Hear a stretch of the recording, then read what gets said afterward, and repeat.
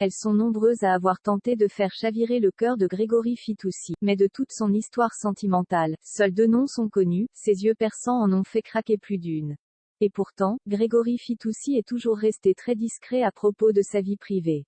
Il faisait certes tomber ses demoiselles de Saint-Tropez à l'époque de la série Sous le soleil, dans laquelle il incarnait Benjamin Lauzet, mais le comédien ne s'est jamais vanté publiquement de la moindre relation. Au contraire, le peu d'idylles qui ont fini par être connus du public l'ont été sans qu'aucun détail ne soit dévoilé au grand jour. Il n'a, pourtant, pas été amoureux que de jeunes femmes parfaitement anonymes.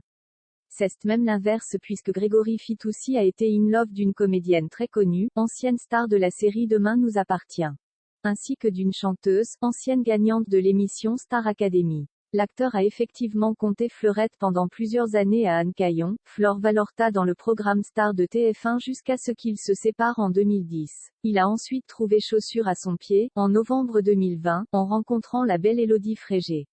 De nombreux mois d'investigation auront été nécessaires pour que Grégory Fitoussi officialise sa relation avec Élodie Frégé. Les 2 artistes étaient apparus, bras dessus, bras dessous, en partageant un duo incroyable dans l'émission Allez viens, je t'aimène. Dans les années Carpentier, il semblerait toutefois qu'il ait fini par prendre des chemins différents. Le 26 mai 2022, en tout cas, la chanteuse s'est installée bien confortablement dans les tribunes des internationaux de France de Roland-Garros avec un autre homme au même prénom, son nouveau chéri, Grégory Nicoledi, fondateur de You Love Awards, entreprise leader du content marketing en France.